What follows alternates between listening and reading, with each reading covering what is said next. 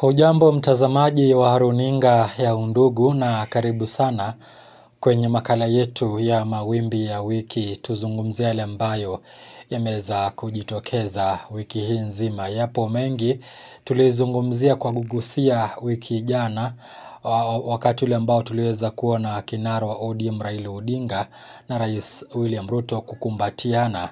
Alafu baadaye tumeweza kuona wiki hii baadhi ya wandani wa aliyekuwa naibu wa rais wa pili Rigathi Gachagua wameondolewa katika nyadhifa za kuwa wenyekiti wa kamati mbalimbali katika bunge la kitaifa na bunge la seneti. Ili tuweze kuzungumzia yote, nimenafasika kumpata Philip Saja ambaye ni katibu mkuu wa chama cha CCU. Karibu sana Philip. Asante sana Zablo. Asante sana. Sasa tuanzie na hili. Tujapatana kwa muda, japo mengi yameweza kujitokeza. Moja, Raila Odinga kwa mara ya 5 ameweza kukumbatiana na kiongozi anayeongoza taifa na ambaye ni rais. Alianzia na mzee Moi, akaja kwa mzee Kibaki, akaja kwa mzee Uhuru Kenyatta. Sasa hivi yupo kwa Rais William Ruto. Wanasema kwamba yeye ni mfalme wa handshake. Unasema vipi? Zablon, hata sielewi kwa sababu ya nini watu wako na shida na mambo ya handshake. Kwa sababu siasa vile mimi naelewa ni mchezo wa mimi nitapata nini, wale watakuwa na nini. Na hata wanasema kwa kimombo ni mchezo wa interest. Nakubaliana na wewe, maybe ni jina ingine ambayo wamempatia Raila Amolo Odinga kuwa yeye ni mfalme wa handshake. Lakini handshake yenyewe ni kwa sababu ya interest. Na sioni handshake ikiisha wakati kutakuwa na handshake ya 7, ya 8, ya 9, ya 10. Itakuwa pia handshake ya watu tofauti. Maybe in future tutaona watu kama kina Kalonzo wakifanya handshake. Watu kama Saja Philippe, Secretary General wa CCU, akifanya handshake. Handshake ni njia tu moja ya maelewano ya kisiasa. Ya interest yangu ni gani na interest yako ni gani. Na tunaweza fanya kazi. Kama tunaweza fanya kazi, tutasalimiana na tunaenda mbele. Ni mawazo mazuri, japo nikizungumza na seneta wa kaunti ya Machakos Agnes Kavindu siku ya Ijumaa iliyopita, aliniambia kwamba anaona kama huu ni ubinafsi kwa upande wa Raila Odinga, kwa sababu ukiangalia hata baada ya kushindwa kwenye uchaguzi anamtafuta, lazima awe katika upande ule ambao serikali ipo kwa kila wakati. Unahisi Raila Odinga ni mbinafsi wakati ule ambao kila wakati anasema kuna jambo la kusuluhisha, na ili tuweze kulisuluhisha lazima niwe ndani? Zablon, wacha nijibu hii swali kwa examples ambazo zimetendeka kwa hii nchi, ili tuweze kusema na pia maybe italete suluhu ya kuona ni nani mbinafsi na nani si mbinafsi. Kwa sababu mimi nafikiria saa zingine viongozi wengine hawaelewi wanacheza siasa gani na wako kwa siasa. Na kabla bado sijasema, wacha niseme maybe Senator Kavindu anasema hivyo kwa sababu anasikia vibaya. Maybe your handshake haikuwa in between Raila Amolo Odinga na party leader wake Kalonzo Musyoka. Na kwa sababu imekuja hapo, pia wacha nikuonyeshe 2007 kulikuwa na kinyang'anyiro baina ya Raila Amolo Odinga na mzee marehemu mzee Kibaki, Mwai Kibaki.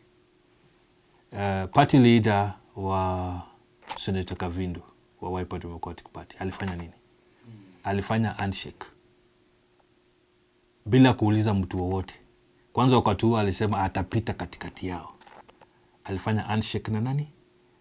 Na mzee Mwai Kibaki, bila kuuliza mtu wowote. Yeye ni mbinafsi? Mimi sijui. Lakini kama Kavindu anasema Raila ni binafsi, pia Kalonzo Musyoka ni mbinafsi. Party leader wake ni mbinafsi. But mimi naweza sema hivi, mimi nasema kivyangu kama mwanasiasa. Hii ni kuhusu interest.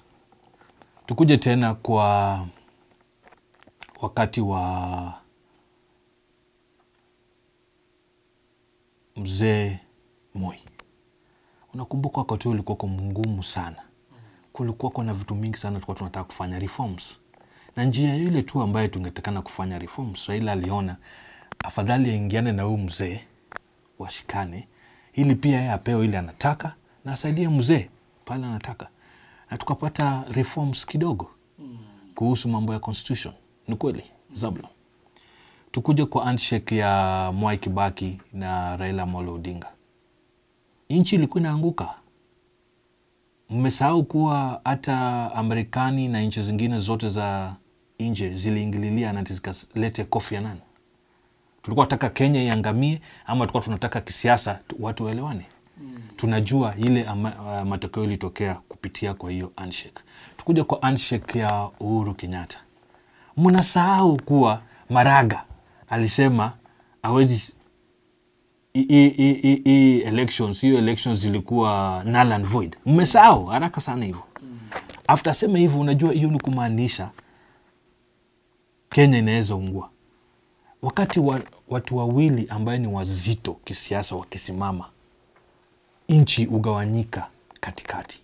Na inakuwa ngumu sana kufanya mambo kabla bado watu wajielewana. Handshake ya Uhuru Kenyatta na Raila Amolo Odinga iliweza kutuliza nchi, economy ikakuwa sawa na mambo ikaendelea. Ya Ruto wakati huu, mmesahau kuwa Ruto alishinda tu na 230 something thousand, ambaye sisi tunaamini kama Azimio kwa aliba. Lakini maneno yako haya. Kwa sababu ni maneno yangu, lakini mimi naamini kwa sababu hata juzi mliona judges wakisema kuwa the majority in parliament walikuwa Azimio. Ni kweli. Hatusemi kuwa that siasa baada ya siasa watu wananunuliwa hapo wanaruka. Hiyo tu peke yake na kukonfirmia kuwa that kama ma MPs walikuwa majority ni Azimio. Ni vipi Rais Ruto aliweza kushinda kiti akiwa hana majority kwa parliament? Hiyo ni swali ambaye lazima tu discuss siku moja. Lakini handshake yake wakati huu ni kwa sababu tu ya kutaka kupeleka Kenya mbele. Kwa sababu kumekuwa na mvutano sana. Hata kuongoza Kenya imekuwa ngumu. Gen Z mnakumbuka vile walifanya. After 26th of June mnajua vile Kenya ilikuwa imeenda. Rais Ruto alikuwa lose control. Raila Amolo Odinga aliona Kenya itaungua. Kuna vitu mingi sana wa Kenya waelewi. Tulikuwa tunataka Kenya iungue ama tulikuwa tunataka Kenya iendelee mbele? Hapo ndiposa na nuruhusu nijie hapo. Umenena kuhusu interest ile ambayo pengine inasukuma Raila Odinga kuweza kuhakikisha kwamba pengine kwa maneno yako kuna amani Kenya. Lakini kuna wale ambao wanafana kwamba kuna personal interest na kuna communal interest. Kiwango cha kwamba Raila Odinga yeye alipoungana na mzee Uhuru Kenyatta rais aliyepita, alipata nafasi nzuri sana ya kuweza kuteuliwa kama mmoja wale ambao ni kwenye kamati ya infrastructure katika ule muungano wa AU. Utuambie kama hapo ni interest ya Wakenya ama ni interest yake mwenyewe. Sasa hivi ule wakati ambao tuliweza kuona ni kana kwamba anaweza kushirikiana na serikali, alitaka kuwa mwenyekiti wa AUC. Ili tuweze kutuambia kama yeye ni interest za Wakenya ako nazo ndani yake au tu ni interest zake zile ambazo anataka kujinufaisha yeye mwenyewe, kwa sababu nikiwanukuu wabunge wengi sana wale ambao wanapinga umoja huu wanasema kwamba Raila Odinga amekuwa tu akijitafutia vile ambavyo yeye mwenyewe atanufaika, kwa sababu hata ukiangalia mfano wa tatu baada ya mgomo ama maandamano yale ambao walikuwa ni ya Azimio, waliandamana alafu baadaye nchi katulia, wakaelekea kwenye NADCO na wakatulia. Baada ya muda mrefu kama mwaka moja hivi, vijana ndio waliweza kuamka. Wakaamka kwa kilio na kishindo kingi na wakaandamana barabarani. Baada ya kuandamana, Raila Odinga aliambiwa akae nyumbani, amefanya kazi yake, vijana wajifanyie kazi. Mbona akaja kuungana na Rais William Ruto aseme kwamba anakuja kuungana ili kuweza kutuliza taifa, lakini maandamano sio yeye aliongoza, japo aliongozwa na vijana? Zablon, ile kitu ambaye nafanya mambo ya siasa iwe ni watu wachache wanaelewa na wengi wanafanya siasa zile, mimi naweza sema ni za sokoni. Za sokoni ni siasa ya masengenyo ambayo watu waelewi siasa ambayo wanafanya. Sasa wacha ni kuonyeshe siasa ambaye naelewa mimi. Hakuna mwanasiasa wowote kwanza, Zablon, ambaye ako kwa siasa kwa sababu ya interest ya watu wengine kwanza. Tuko kwa siasa kwa sababu ya interest zetu kwanza, number one. Alafu interest ya wale wengine baadaye. Kwa hivyo mimi kwanza nile, alafu nyinyi baadaye. Si kwa sababu ya kula peke yake. Inaweza kuwa ni kwa sababu ya kutaka mamlaka fulani. Wacha niseme maybe unataka kuwa rais wa Kenya. Rais wa Kenya hawezi kuwa 10. Rais wa Kenya ni mmoja tu, si kweli? So mimi nataka urais, wewe unataka urais, mwingine anataka urais. Sasa hiyo utaita ubinafsi ama utaita kitu gani? Mimi kwangu hiyo si ubinafsi. Ni kwa sababu nafasi tu ni moja na sisi wote tunataka kuwa urais, lakini wananchi ndio wataamua. Lakini ukitaka kuwa rais kwanza, kuna kitu ambayo umebeba kama vision yako kwa Wakenya. Na hiyo sisi tunaita manifesto. Unakuja unauza kwa Wakenya. Wakenya wakikupenda ama wakipenda manifesto yako, wanakuchagua. Hii manifesto ni kuhusu mambo yale ambayo utafanyia Wakenya. Wakikubaliana na wewe, wanakupatia mamlaka, unakuwa rais wa Kenya. Si makosa Raila Amolo Odinga kutaka urais wa Kenya. Si makosa Kalonzo Musyoka kutaka rais wa Kenya. Si makosa Ruto kuitisha urais wa Kenya. Hiyo si binafsi. Kwa sababu yeye amejipeana tu, lakini wewe kama Mkenya unaenda unapiga kura na haki yako na unaamua ni nani atakuwa Mkenya. 2022 Wakenya waliamua wanamtaka nani? Rais William Ruto. Wakamwambia Raila Amolo Odinga, pumzika huko Bondo ama pumzika Nairobi, Lang'ata pale unakaa ama pale popote pale. Si ni kweli? Raila alitosheka na akanyamaza. Wale wengine wote walikuwa wametisha uongozi, walienda nyumbani. Ruto ndio kiongozi wa Kenya, rais wa Kenya, kulingana na katiba ambaye iko in place. June 26 ama 25 hapo, sikumbuki tarehe kabisa, 25. Vijana walienda barabarani kuandamana. Walienda kuandamana si kwa sababu ya NADCO report. Walienda kuandamana kwa sababu ya finance bill. Tunaelewa kabisa kwa finance bill kulikuwa na vipengele zingine ambazo zilikuwa za ajabu. Hakuna mtu alikuwa amependa hizo vipengele. Mimi kama Saja Philippe sikupenda. Wakenya wengi wakupenda. But watoto wetu walitoka nje. Wakaenda wakakampeni, wakapiga makelele huko nje. Ruto kama rais wa Kenya akasalimu amri na akaachana mambo ya finance bill. Wakarudi nyuma kutumia finance bill ya financial year ambayo ilikuwa kwa nyuma kisheria. Wakati huo ni kweli, Zablon, kama vile umesema, waliambia Raila Amolo Odinga, umepigana. Walikuwa nasema kwa njia mzuri sana. Walisema umetupigania kwa miaka mingi sana. Hiyo ni kusema nini? Wanaheshimu ile mambo ambayo Raila Amolo Odinga amekuwa akifanya. Wakasema kwa hii tuachie sisi, pumzika baba, tuachie sisi. Na wakatoka na wakaenda nje. Ni kama tu vile mimi niliambiwa pia na majenzi wangu ambaye ni watu, pumzika baba. Si tunaenda nje. Baba alipumzika.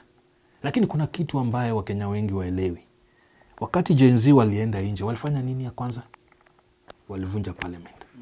Wakachoma parliament. Kisiasa na kwa principles ya power, kitu kama hiyo si ya mchezo. Parliament kuchomwa, hiyo ni kama kubring chini, mnasema one of the arm of government chini. Mliona jeshi wakitoka nje. hiyo jeshi kutoka nje ni kusema kuwa jeshi ilikuwa imegawanyika mara kadhaa. Polisi pia ilikuwa imegawanyika mara kadhaa. Wakenya pia walikuwa wamegeuka mara kadhaa. Wamegawanyika mara kadhaa. Ruto hakuwa in control ya government. Tulikuwa na tu njia mbili Zablon. Either tuache Kenya iungue ama kuwe na maelewano fulani. Kati ya nani? Kuokoa Kenya. Kati ya nani? Unajua hizi maelewano, kabla bado ya maelewano, ule mtu ambaye ako kwa uongozi ndo anajua ni nini anapitia. So anajua ni nani anaweza ongea na yeye na ni nani wanaweza saidiana. Hamkuambiwa na mtu wowote vile Ruto alifanya. Ruto hakuongea na Raila peke yake. Ruto aliongea na Uhuru Kenyatta pia. Ruto aliongea na viongozi kadhaa. Na ikafika pahali kwa kuwa na maelewano kuwa Raila Amolo Odinga aende kakae chini na Rais Ruto. Waelewane. Wale wengine wako wapi? Wako pale kando. Kwa hivyo akawasaliti vijana. Kusaliti vijana. Nimekuambia Kenya ilikuwa either iende iungue ama iokolewe. Mbona Ruto angezungumza na vijana waliokuwa na andamana? Kuna mambo ambaye huwezi zungumza tu na watu hivyo.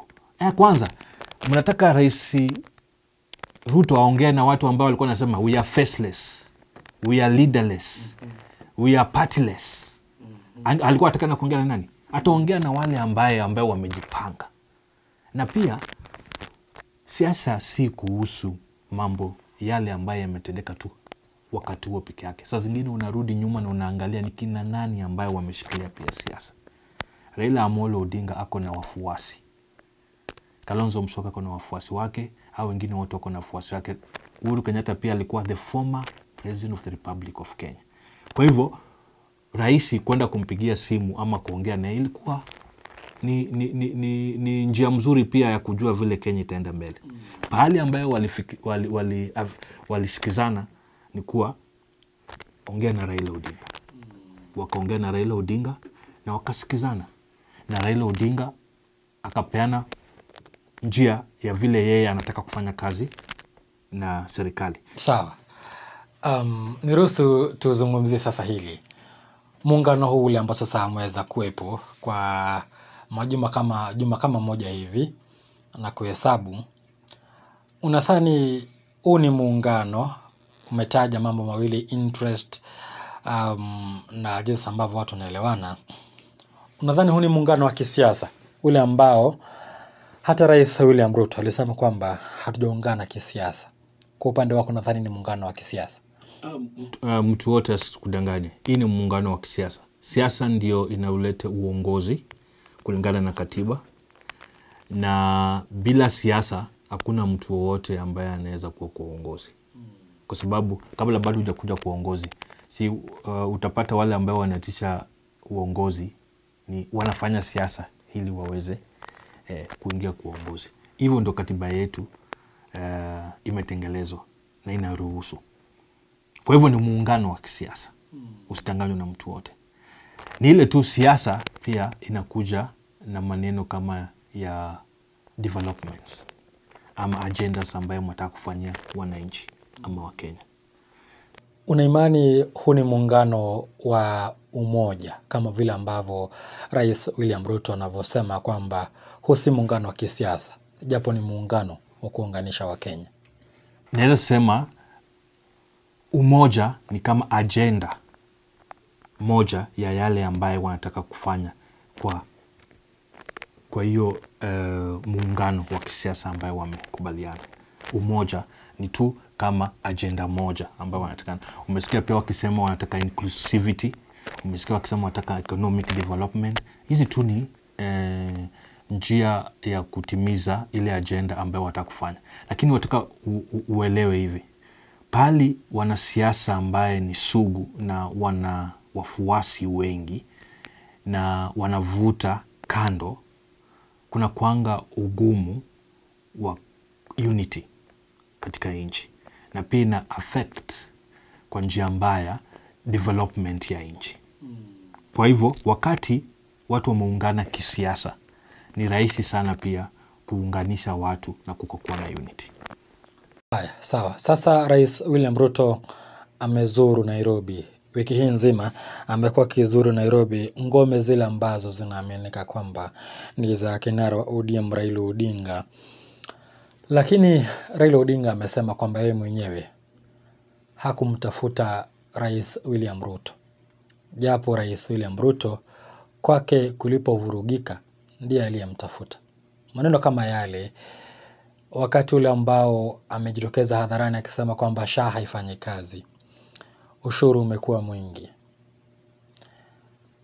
Unadhani huu muungano utakaa hadi mwaka 2027 wakati ule ambao inasemekana kwamba Raila Odinga ana blow hot and cold?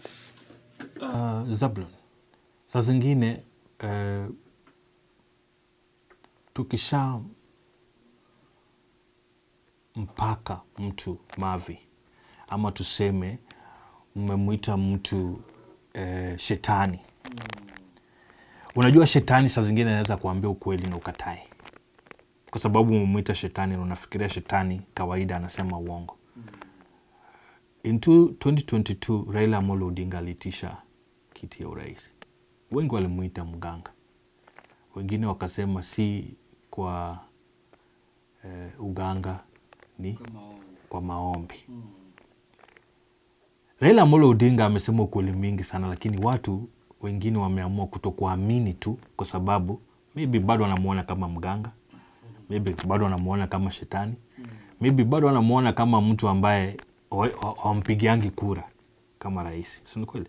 But hao ndio walimchagua Ruto kama rais. Wakubali kuwa Ruto ndo rais wa Kenya. Hiyo ni kitu ya kwanza. Hiyo ndio ukweli wa kwanza mzito ambaye lazima wa Kenya wakubali. Hao ndio walichagua Rais William Ruto.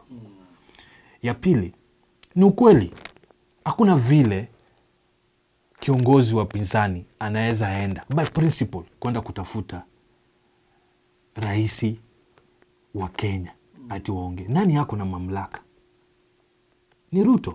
Ruto ndo alikuwa na shida. Ruto ndo alikuwa anajua vile mambo inaendelea katikati pale. Yeye ndo alikuwa anajua how the seat is hot for him. Yeye ndo alimtafuta Raila Amolo Odinga. Kama watu waamini hiyo, waamini mimi kama katibu mkuu wa chama cha Uzalendo, na ambaye mimi ni member wa coalition wa Azimio, wakitaka waende wakaconfirm na ile information ambayo ilipeanwa na Register Political Party. Mimi najua kwa hakika President wa Republic of Kenya William Samoei Ruto alikuwa na shida mingi sana, na njia yote tu ya kushikanisha wa Kenya na kushikanisha government ilikuwa ni kumtafuta Raila Amolo Odinga. Tuje kwa swali ya hii muungano wao ni ya mpaka 2027. Ukikumbuka statement zao za kwanza wakati walikuwa KICC, ulisikia rafiki yangu Secretary General wa ODM Edwin Sifuna akisema hivi. Alisema tumeangalia mkataba huu na tuna confirm hii si coalition. Katika sheria ya Kenya, the 2011 the Political Parties Act, hautakikani kuwa kwa more than one coalition. Kwa hivyo nataka kukuhakikishia kama katibu mkuu wa chama cha Uzalendo kuwa kisheria muungano wa Baba na Ruto, it is not a coalition agreement. Sawa? Ya pili, kwa sababu sheria hata hairuhusu. Ya pili, kisheria wataita tu cooperation. Yaani tumekubaliana kufanya kazi pamoja. Na ndio wali sign kitu inaitwa Memorandum of Understanding. Memorandum of Understanding ni kuweka tu maandishi na ya ile mambo ambayo mmeagree. Hii Memorandum of Understanding hata kisheria huwezi enda kustaki mtu. Kisheria pia unaweza vunja wakati wowote ambao unataka. Ni kuelewana tu tutafanya kazi kutoka hapa mpaka hapa, ama hizi ndio vitu ambayo tunatakana kufanya. Memorandum of Understanding currently ni public document. Kila mtu ameisoma. Hiyo agenda iko hapo, ndio inatakana kutimizwa. Na wakikataa kutimiza hizo agenda ambayo wamekubaliana nayo, ndio tutawauliza ikifika 2027. Wale ambao wanapenda Raila watamuuliza, ulishikana na President wa Republic of Kenya William Samoei Ruto. Na kuna sababu nashinda nikirepeat kuwa that William Samoei Ruto ni President wa Republic of Kenya. Lazima Wakenya wakubali hiyo, kwa sababu walimchagua mwenyewe.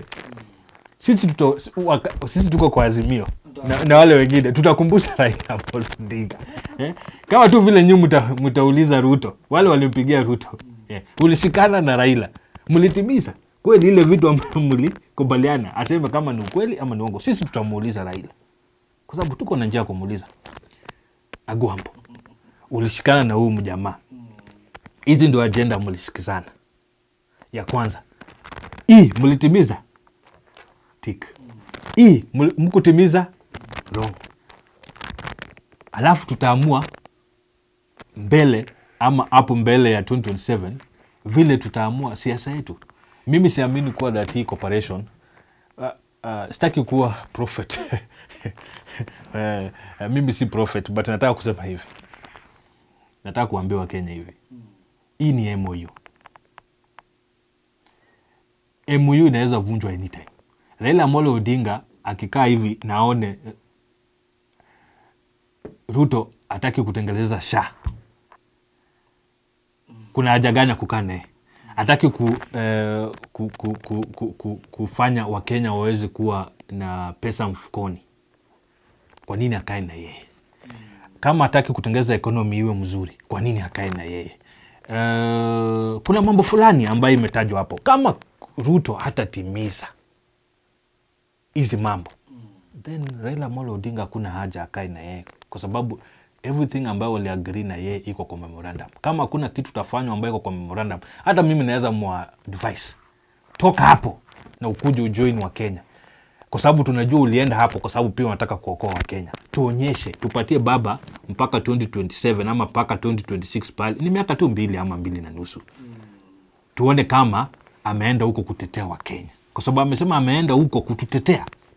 Kama atakuwa ametutetea tutamwambia hujatutetea, toka hapo. Shikilia hapo. Nimekusikia umesema unaweza mshauri aje kwa Wakenya. Yes.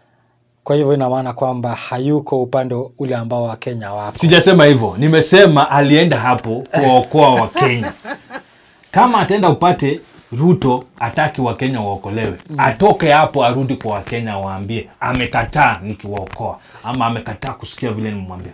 Sawa. Awamu ya pili tutazungumzia hili. Kinara wa Wiper Kalonzo Musyoka amesema kwamba muungano huo ulikuwa ni wa kuwasaliti wa Kenya.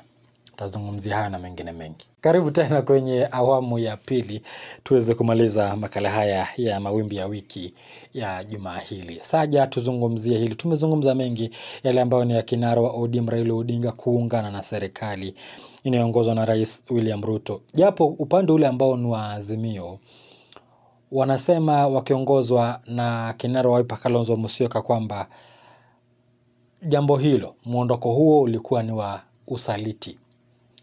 Unadhani Kalonzo yuko na haki kusema kwamba Raila aliwasaliti wakati ule ambao anaenda kuungana na serikali ambayo Kalonzo anasema imeweza kuwahujumu na kuwadhulumu wa Kenya? Zablon, kwanza wakati Kalonzo Musyoka anasema Raila Amolo Odinga amewasaliti wa Kenya, mimi sielewi amesaliti wa Kenya wa aina gani ama Kenya wa gani. Hiyo ni kitu ambaye lazima Kalonzo Musyoka aseme ni wa Kenya wa gani. Mimi vile naona siasa na nataka kuwafafanulia wa Kenya ndio waelewe. Wakati Kalonzo anasema kitu anamaanisha nini? Wakati Raila anasema kitu anamaanisha nini? Wakati Saja Philippe, katibu mkuu wa CCU, akisema kitu anamaanisha nini? Kwa sababu saa zingine siasa ambaye viongozi wetu wanacheza ni ya kuchanganya wa Kenya. Ya kwanza, Raila hajamsaliti Mkenya wowote.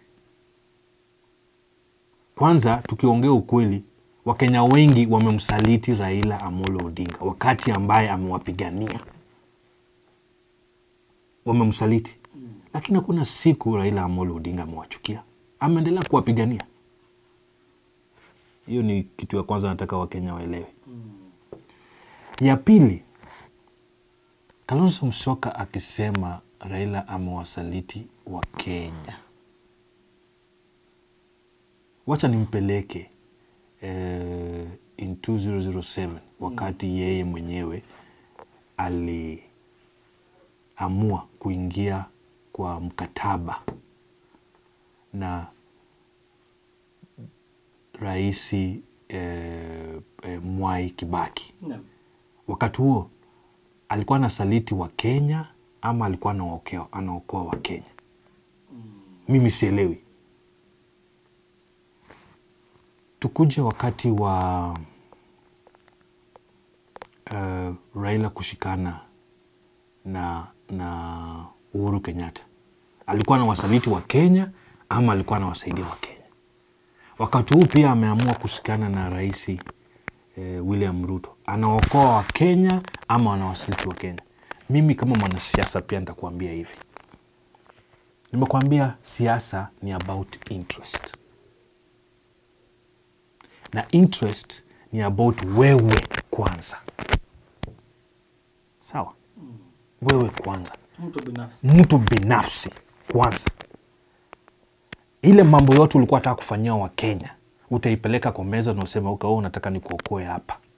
Na hizi mambo yote tutafanya kivipi? Hata mimi nilikuwa nataka kufanyia wa Kenya hivi. Mnaongea, mnasikizana. Hivyo ndio Raila amefanya. Hajasaliti wa Kenya. Mimi nimempatia benefit of a doubt kuwa ameenda kushikana na Rais William Ruto ambaye alichaguliwa na Wakenya. Aende pia akaweke agenda yake ya Wakenya katika meza ili waweze kutatua wote pamoja. Manifesto yake na manifesto ya William Ruto. Waweze kusaidia na mambo ile ambayo imetokelezea ya Wakenya ambayo wamepitia mashida, challenges ambayo wana face, waweze kuyatatua. Sawa. Kwa hivyo hajasaliti mtu wowote. Mambo ya kusaliti kwanza mimi nafikiria ni maneno mazito sana wakati unaambia mtu ambaye anafanya siasa amewasaliti. Hajawasaliti. Sawa, lakini kuna wale ambao wanadhani kwamba sasa hivi Raila Odinga ameingia kushirikiana na serikali, amekuja na agenda 10 zile ambazo anasema kwamba amekuja kuweza kuzitatua. Kuna Wakenya wanadhani kwamba tangu Raila Odinga aanze kushirikiana na viongozi walio mamlakani au kiongozi aliye mamlakani, agenda zile ambazo huwa anaenda nazo mezani hazijawahi tatua matatizo yale ambayo Wakenya wanayapitia. Hivi juzi walikuwa wameweza kushirikiana na Rais mstaafu Uhuru Kenyatta. Katika uongozi wake, katika bunge la kitaifa, ile debt ceiling waliweza kuipandisha kutoka trilioni 8 hadi trilioni 10 na kupanda. Wanasema kwamba wakati ule ambao walishirikiana hao wawili, madeni mengi yameweza kuongezeka. Gharama ya maisha ilienda juu sana. Kumbuka wakati ule ambao walikuwa wanatoka mamlakani wote wawili, unga hapa tulikuwa tunanunua 250. Wakenya wanasema kwamba agenda za Raila zile ambazo anaelekea nazo mezani huwa hazitatuliki na huwa hazitatuliwi. Hadi hapa hawana matumaini kwamba hizi 10 zitatatuliwa. Wako na kosa. Zablon, wacha tu nichekelee Wakenya na nicheke kwa sababu ya swala ambao umeleta mbele sahi. Ya kwanza, Wakenya wengi walimchagua Rais William Ruto kama rais. Raila Amolo Odinga si rais wa Kenya. Mamlaka ambayo ilipatiwa Rais William Ruto ndio imempatia nguvu ama imempatia nguvu ya kusuluhisha maneno ya Kenya ama agenda ya Kenya, mashida za Wakenya. Yeye ndo rais. The buck stops with the President of the Republic of Kenya, ambaye ni William Samoei Ruto, si Raila Amolo Odinga. Sawa. Umesema wakati wa handshake ya Uhuru Kenyatta na Raila Amolo Odinga, wakati walifanya handshake kuwa unga bado ilikuwa kwa juu, na umesema pia ni economy ama kulikuwa na debts ambayo imeenda juu, nani yako na powers ya kuongezea debts iende juu? Nani anaenda na sign agreement ya tupatiwe loans za Kenya? Ni Raila Amolo Odinga ama the president of the Republic of Kenya? Ukiniuliza nitakujibu hivi. Zablon, mimi nitakujibu. Sijakuuliza ndio nijibu. Mimi nitakujibu. The president of the Republic of Kenya ndio anaweka sahihi ya mwisho ya pesa ambaye tunachukua kama loans. Wale ambao wanahusishwa kwa mambo ya kuamua debts ziende juu ama ende chini ni bunge rasmi la kitaifa ya kitaifa. Asante. Ambaye hiyo bunge iko na watu tofauti. Iko na wabunge wa Wiper Democratic Party, pahali Kalonzo Musyoka ndo party leader. Iko na wabunge wa ANC ambaye Musalia Mudavadi alikuwa nini. Iko na wabunge ambaye iko wa ODM ambaye Raila Amolo Odinga alikuwa hapo. Iko na wabunge wa vyama zingine ambao ziko hapo. Hao wabunge wanakaa chini na wanaulizwa. Kuna committees wanaulizwa. Kwanza wanakaa chini na wana discuss na wanaambiwa situation vile iko na wanaongeza. So hata sasa ile rais anakuja kuweka signature ya mwisho, wabunge ambaye ni representative ya wananchi wa Kenya ndio wanapitisha. Wamepitisha, wamekubali. Sawa, lakini kumbuka kwamba wakati ule ambao alikuwa anapitisha ile debt ceiling, majority ya wabunge ndio wale ambao huwa hata wakati ule ambao anapiga kura, majority ndio ule ambao usemi wao unakubalika. Najua kwamba rais mstaafu Uhuru Kenyatta alikuwa na wabunge wale ambao walikuwa wanamuunga mkono. Na hapa Kalonzo Musyoka pia na kinara wa ODM Raila Odinga. Wote wakiungana walikuwa na wabunge wengi sana katika bunge hilo. Na wanapitisha mswada wowote ule ambao wamekubaliana wao kama viongozi walio katika ile meza ya handshake. Hayo ndio madhara yale ambao Wakenya. Sasa kwa nini mnawekea dhambi ambayo ilifanywa na viongozi wengi, mnawekea Raila Amolo Odinga peke yake? Kwa sababu yeye alijitokeza akasema amepata. Ni kwa sababu Wakenya hawataki kuambiwa ukweli. Mimi nimekuambia ukweli. Nimeuliza kuhusu mambo ya debts kwenda juu. Nimekuambia procedures ya hizo debts. Debts zikienda juu, bunge imekubali. Debts zikienda juu, President of the Republic of Kenya ndio anakuanga mtu wa mwisho kuweka signature. Kama Raila angetoa wabunge wake kutokubali kutia saini hapo, ile debt ceiling haingeenda juu. Maybe swala ambao ungeuliza ama swali ungeuliza ni hiyo, ambao ungesema kwa nini Raila Amolo Odinga hakuwatoa wabunge wake wakati ambaye debt ceiling ilikuja ikadiskasiwa katika bunge. Angewaambia, kwa sababu alikuwa hapo kwa mambo ya handshake, awaambia hapana, Wakenya wanaumia, nimepeana direction wabunge wa ODM msikubaliane na hii maswala, mjiondoe kwa bunge, hata wakitaka watoke nje. Unaona? But ile swali umeniuliza ni kama Raila Amolo Odinga tu ndo anabeba msalaba peke yake. Mimi nimesema tu kweli. Sitetei Raila, sitetei kiongozi ambaye alikuwa wa Kenya wakati huo alikuwa Uhuru Kenyatta, simtetei. Lakini nasema pia viongozi wetu ambao wako kwa bunge wako na dhambi ambayo wamefanya na wanajificha na wanatekana pia wakati wanatoka nje kuongea, wakipoint finger kwa Raila Amolo Odinga ama wakipoint finger kwa nani, kwa Ruto, ama hata wakikumbuka wakati former president Uhuru Kenyatta alikuwa kama wanachukizwa na vile alifanya. Mambo mingi haziwezi pitishwa na president peke yake, zimepitishwa katika bunge. Pia tukumbuke tunachagua viongozi wa aina gani kwenda kuturepresent kwa bunge ya Kenya. Asante. Hapo kwa wabunge, bunge la kitaifa, kuna minong'oni ile ambayo iliweza kujitokeza eti kwamba kulikuwa na makubaliano vyeo mbalimbali kama vya wenyekiti wa kamati mbalimbali zilizo na nguvu katika bunge la kitaifa zipewe wale ambao ni wandani wa Raila Amolo Odinga. Mfano, kuna yule ambaye ni kiongozi Samuel Atandi amepewa kuwa mwenyekiti wa kamati iliyo na nguvu sana ya bajeti, wakati ule ambao aliyekuwa mwenyekiti wa kamati ile Ndindi Nyoro hakuzungumza lolote wakati wa ule ambao Rigathi Gachagua alikuwa anaondolewa mamlakani. Yeye ikaonekana kwamba alikaa juu ya fence na baada ya hapo akaweza kutimuliwa. Wandani wengi wa Rigathi Gachagua wametumuliwa kwa sababu wanasema kwamba Raila Odinga ujio wake umesababisha kilio chao. Raila Odinga wanasema anavuruga anapoenenda. Utasema nini? Zablon, bado ndarudia mara ingine kwa politics is about interest.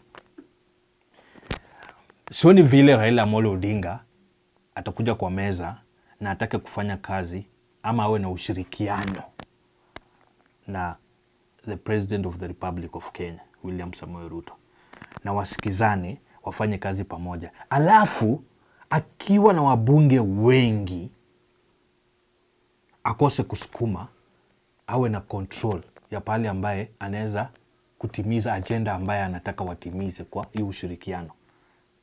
Ya kwanza, kama ni mambo ya bajeti, kama wewe umekuja kushirikiana na president, so wataka uwe na watu ambaye pia watakuwa wanakupatia the right information na wanakuambia hivi ndio mambo iko, na hata wewe upatiane direction.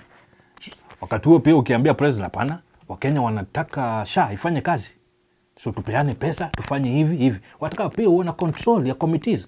Wewe unajua Zablon kwa committees za bunge ndio zina make decisions ambaye ni very important in this country. Lakini watu wengi wakumbukangi kama kuna wabunge ambao waliwatuma huko bunge na wana make serious decisions.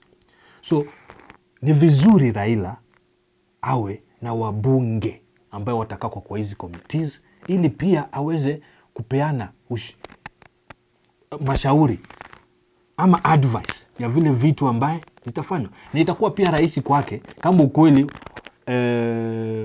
hii cooperation ama MOU ni ukweli imefanywa na roho safi, itakuwa rahisi kwake kuitimiza. Na kina nani ambao watakuwa beneficiaries? Ni Wakenya. Kwanza sisi Wakenya tunatakana tu kumpatia benefit of a doubt. Tumugojee 2026 ama 2027. Tumuulize kama tu vile tutauliza William Ruto. William Ruto alikuja na agenda mzuri sana. Kwanza alianza na kusema hustlers against dynasties. Aya, akasema atafanya mambo mingi sana. Nyinyi mnajua, wale ambao walisupport William Samoei Ruto wanajua manifesto ya Kenya Kwanza. Umesema vizuri, wale ambao wanajua. Wale ambao wanamjua, wanajua ile manifesto aliuza mpaka wamchagua kuwa President of the Republic of Kenya. Sisi ambao tulikuwa kwa Azimio, tulikuwa na agenda yetu pia, manifesto yetu pia, ambayo ilikataliwa na Wakenya. Wakati huu sasa tutakuwa na fursa kama Wakenya in 2027. Tutauliza William Ruto. Na kwanza tutapatia wale ambao walipigia William Ruto hiyo nafasi, wamuulize, ulisema utafanya hii, ulisema utafanya hii, ulisema hujafanya. Sisi kwa Azimio tutasema hatukupatiwa serikali. Ni sawa. Lakini Raila Amolo Odinga ulienda ukaingia pale ndani. Kama kiongozi wetu uliingia pale ndani. Sisi hatukukusupport kabisa 100%. But tulikubaliana na wewe. Ulisema utaenda uingie cooperation, ukaingia cooperation kama ODM na ukasema utafanya 1 2 3. Tutamuuliza ulifanya nini? Ni nini ulitimiza katikati ya ile mambo ambayo mlisign kwa MOU? Tutakuwa na mkataba, tutamwambia. Sasa tutakuwa na njia mbili hapa. Kama tutasikizana tufukuze William Ruto na Raila wake waende nyumbani, tuchague Kalonzo Musyoka ama watu wengine ambao watakuwa nini, tutakuwa na fursa kwa sababu tutakuwa tumeona, si kweli? Tutakuwa tumeona. Hebu sasa tuzungumzie hili. Raila Odinga amekuja serikalini na akaja na wakati ule ambao wabunge wengi wake, baadhi ya wabunge wameweza kuteuliwa katika nafasi zile ambazo ni za kamati zilizo juu sana. Tuzungumzie hili. Ndindi Nyoro sasa hapa kwa Ndindi Nyoro. Ilikuwa bora kumngoa mamlakani Ndindi Nyoro kama mwenyekiti wa bajeti, tukielekea na usemi ule ambao tuliweza kusikia siku ya Jumatano kama sikosei, eti kwamba inaonekana kuna maendeleo mengi sana yale ambayo yako katika eneo bunge lake, wakati ule ambao maeneo mengine hayana maendeleo kama yaliyo katika maeneo yake. Ni eti kwamba yeye anavuruga bajeti, anapeleka katika bajeti fulani katika eneo bunge lake. Je, ni vizuri tuweze kureward utendakazi wa mtu au loyalty ya kiongozi yoyote kwa kiongozi ule ambaye anaongoza taifa? Zablon, mimi sitakubaliana na mtu wowote anasema Ndindi Nyoro amefanya makosa yoyote. Kwa sababu sisi tunamwelewa Mheshimiwa Nyoro ile kitu amefanya katika constituency yake. Amepatiwa tu CDF kama wale wengine ambao wampatiwa CDF. Mimi sielewi kwa sababu ya nini wale MPs wengine watakata kufanya kazi yao na waanze kusema ati Ndindi Nyoro kwa sababu ni chairman wa budget amejipatia pesa mingi. Kuna mheshimiwa wote atakaa kwa committee, kwa sababu committee si ya mtu mmoja. Atakaa kwa committee na waamua ati Ndindi Nyoro apatiwe pesa mingi kuwashinda. Hiyo ni uongo. Ndindi Nyoro hakujipatia pesa yani. Na kama alijipatia pesa yote hata kama ni mingi, ilikubaliana, kulikuwa na makubaliano katika hiyo committee na bunge, kwa sababu bunge ndio itapitisha. Walikubali, waliletewa documents, waliangalia. Kwa nini saa hizi ndio wanaanza kusema yeye hakujipatia pesa mingi? Yeye anajua kufanya kazi katika constituency yake. Anajua kwa sababu ya nini watu wa constituency wake walimtuma bunge. Yeye alifanya kupatiwa extra responsibility ya kuwa mwenyekiti wa bajeti katika bunge ambaye inaangalia bajeti yote ya taifa. Mimi sioni makosa yote Ndindi Nyoro amefanya hapo. Mtu wote ambaye anampaka matope, huyo ni mtu haelewi siasa. Na hata wakati huu ambaye imepatiwa mtu mwingine ambaye sasa ako kwa Azimio saidi nyingine, usifikiria atajipatia pesa mingi katika constituency yake, lakini atagawanyisha bajeti kulingana na vile anafikiria na ile komiti yake, na pia itakuja iletwe bunge na itapitishwa na wabunge, na vile watapitisha ndio pesa zitapeanwa ya kufanya kazi. Kama kuna Wakenya walichagua MPs ambaye wafanyi kazi, waweze kuwa punish ama kuwa reward kulingana na kazi ile wamefanya. Ile kitu mimi naweza sema na nifungue Wakenya wa macho kidogo ni kuhusu mambo ya loyalty vile umesema. Kwa siasa ni muhimu sana kujua uko na nani na uko na kina nani wako upande wako na kina nani hawako upande wako. Ndindi Nyoro ile makosa amejifanyia kisiasa ni kunyamaza. Mimi hata naweza sema nafikiria Ndindi Nyoro ni mtu wa Rais William Ruto kabisa. 100%, hata maybe 150%. Shida tu ni kuwa ground yake imegeuka kwa sababu ya deputy president, former deputy president kutolewa deputy president. Hiyo ni kumaanisha hawezi enda kwa ground yake sahi na aanze kusema ako na William Ruto. Kwa hivyo yeye amekuwa tu smart, amecheza smart. Wakati kama huyo kwako na challenge ni kama wanasema kuwa in between hard place. Ako kwa nini ngumu sana. Ajui kama aende mbele ama aende nyuma. Kwa kisiasa unaambiwa the best thing unaweza fanya ni kunyamaza. Ili uweze usijulikane uko wapi. Wewe tu ndio mwenyewe unajua mpaka pale nikimaliza pale mwisho nitasema. Lakini kunyamaza kwake ni kumaanisha roho yake yote iko na William Samoei Ruto. Lakini practically hawezi enda ground ya Central Kenya kwenda kuongea mambo ya William Ruto kwa sababu Gachagua amechafua maji huko. Hawezi kuja. Safi. Kuchafuliwa kwa maji katika eneo la Mlima Kenya ndio hapo tumalizie na hapo. Inasemekana kwamba wawili hawa Raila Amolo Odinga wakati ule ambao alikuwa anawania alipata takriban kura milioni 1.6. Rais William Ruto alipata kura milioni 3.5, wote katika jimbo la Mlima Kenya, zote zikiunganishwa milioni 5.1. Viongozi hawa wawili, je, ni vema wote wawili waungane waweze pengine kutojali hizi kura zile ambazo waliweza kuzipata za milioni 5.1 au waweze kushirikiana baada ya mwaka 2027? Hapa nasema vitu mbili Zablo. Wacha nianze na ushirikiano ya 2027 baina ya Ruto na Raila Amolo Odinga. Hii mashirikiano itakuwa tu kama watafanya kazi kwa njia ambayo inafaa kulingana na hii MOU. Nimekuambia MOU si kitu ambaye unaweza kuweka kwa sheria na waze kupointia mtu finger hujafanya hivi na hivi.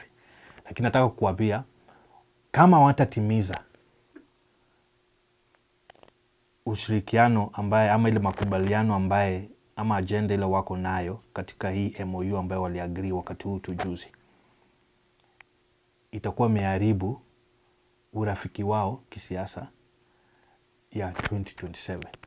So Raila Amolo Odinga lazima atatumia njia nyingine na aweze kuonyesha na mwongozo mpya ya pale ambaye atakana kwenda. Hiyo ni ya kwanza. Nimekuambia kama watatimiza kutakuwa na ushirikiano 2027. Hiyo ni kumaanisha Raila Amolo Odinga na Ruto wataenda separate ways.